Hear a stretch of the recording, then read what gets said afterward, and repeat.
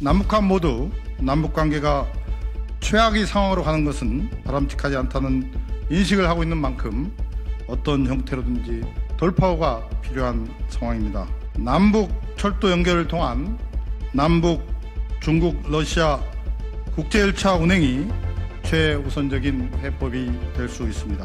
서울역 국제 열차 운행이 이루어진다면 단절되었던 한반도와 동북아 공간의 복원이 가속화될 것이며 한반도 신경제 구상 및 평화 프로세스의 출발선이 될 거라고 확신합니다. 다시 한번 정부에 촉구합니다. 정부는 한미 워킹그룹에만 의존하지 말고 국제기구나 북한, 중국, 러시아 등 주변 국가들과 함께 다양한 방법을 통해서 서울역 국제열차 운행을 반드시 이뤄내야 한다고 생각합니다. 지난 6월 16일 북한의 개성공단 연락사무소 폭파로 남북관계가 급속히 냉각된 이후 남측의 적극적인 대응과 북측의 군사행동 자제로 숨고르기 국면을 이어가고 있습니다. 남북한 모두 남북관계가 최악의 상황으로 가는 것은 바람직하지 않다는 인식을 하고 있는 만큼 어떤 형태로든지 돌파구가 필요한 상황입니다. 남북 철도 연결을 통한 남북, 중국, 러시아 국제열차 운행이 최우선적인 해법이 될 수 있습니다. 국제철도협력기구 OSJD 회원국인 북한과 중국, 러시아가 그동안 유엔의 제재 없이 북중러 국제열차를 운행해 온 것은 시사하는 바가 매우 큽니다. OSJD는 유라시아 국가 간 철도 운영을 담당하고 있는 정부 간 국제협력기구입니다.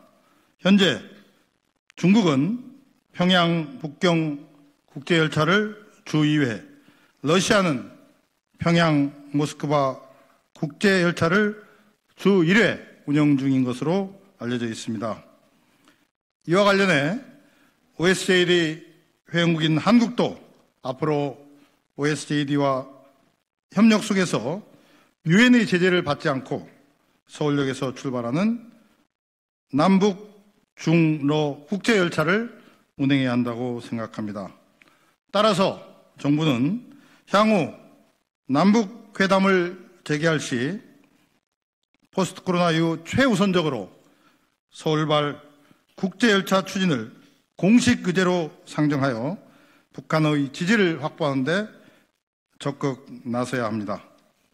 북한은 2018년 4.27 판문점 선언이나 9.19 평양 남북 군사합의에서도 북한 철도 현대화 실천을 가장 강조해서 남북 대화가 재개되면 서울역에서 출발하는 국제열차가 다시 논의되기 쉽습니다. 특히 OSJD와 협력해서 유엔의 제재를 피할 수 있다면 북한도 서울발 국제열차 추진에 적극 호응할 것으로 예상됩니다. 하루빨리 남북철도 개통을 통한 국제 이동권을 확보해야 남북협력의 지속 가능성도 담보할 수 있습니다. OSJD 회원국인 남북한이 OSJD와 협력 속에 서울역 국제열차 운행에 합의를 해서 추진할 때 미국이 유엔 제재와 미중 간 다툼을 빌미로 해서 반대를 한다면 국제사회의 비난은 피할 수 없을 것이라는 게 관련 전문가들의 견해입니다. 정부는 남북철도 운행이나 건설이 한반도 평화 프로세스에 매우 중요한 매개체임을 강조하고 미국이 남북, 중러 국제열차 운행에 협조하도록 다양한 방법으로 설득을 해야 합니다. 필요하면 우리 정부가 독자적인 방안도 추진해야 한다고 생각합니다. 서울역 국제열차 운행이 이루어진다면 단절되었던 한반도와 동북아 공간의 복원이 가속화될 것이며 한반도 신경제 구상 및 평화 프로세스의 출발선이 될 거라고 확신합니다.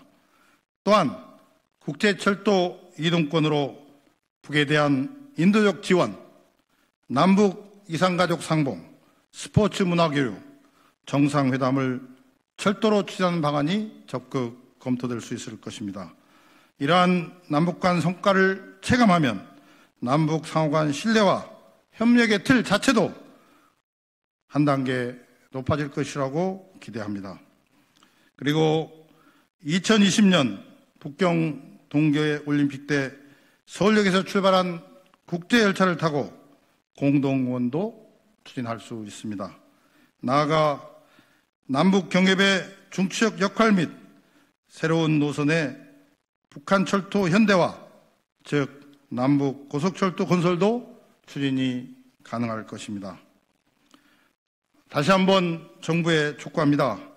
정부는 한미 워킹그룹에만 의존하지 말고 국제기구나 북한, 중국, 러시아 등 주변 국가들과 함께 다양한 방법을 통해서 미국의 가이드라인을 돌파함으로써 서울역 국제열차 운행을 반드시 이뤄내야 한다고 생각합니다.